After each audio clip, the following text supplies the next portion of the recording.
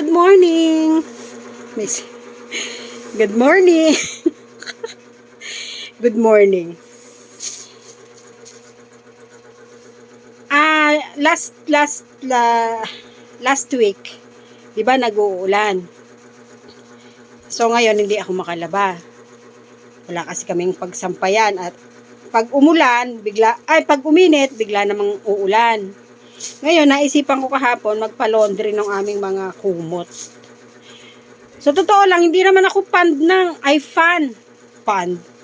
ng laundry. Kasi nga, ako bilang nanay at nasanay ako na ako lagi yung naglalaban ng mga damit namin. Tsaka nitong mga ano. Siyempre, mas gusto ko na talaga ako maglalaba. Kaso nga, pag umuulan at tsaka may bagyo, hindi talaga kami makapagsampay ng ayos. So, pinalabhan ko to. Ang isang load ay 230. Ito. Hindi ko alam. Sa bagay. Pag pinalaundry mo to, darating sa'yo, mabango na. Meron na, tuyo na. Pero, namoy ko, parang hindi ako satisfied sa amoy. Ewan ko.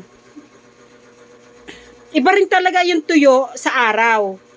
Iba rin yung tuyo kapag nagpa-laundry ka. Hoy! Pagigib niyo muna ako. Oh. Si Umi.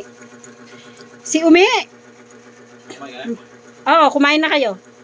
Tapos na akong kumain. Ininit ko lang may kanin sa kasirola at saka dyan sa kawali.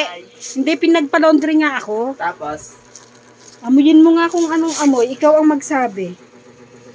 may kulog na ewan. Di ba? Di ba?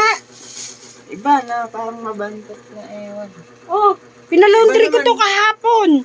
Ngayon, pinakuha ko kay Amiel kasi sabi niya, makukuha din daw ng 5 PM. Iba talaga yung amoy. To, ikaw ang umamoy, amuyin mo to. Ako talaga, kung mas prefer ko talaga yung ako maglalaba, tapos isasampay ko dyan sa araw. Ang problema nga, ang araw, madamot ngayon, gawa ng bagyo, ng habagat. O, ayan ha, hindi lang ako nagsabi na iba yung amoy. Si Ume, sinabi din iba yung amoy. Toy! Nakain ka na ba? Amuyin mo yung pinalaundry ko muna, wait. Yung sa kawali, ilagay mo din.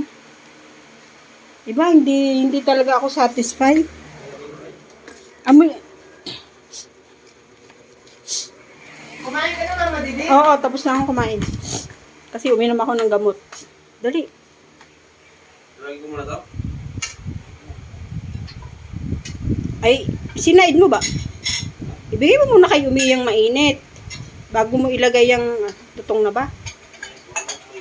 O, kunin mo na muna yung mainit tapos ilagay mo kasi dapat lalabas ako. Sa laundry. Amuyin mo. Hindi ako satisfied. Diyan. Hindi ko nasasabihin yung ano. Hindi ko nasasabihin yung pangalan. Amuyin mo kung anong amoy. Iba rin, no? Ano yung kailangan?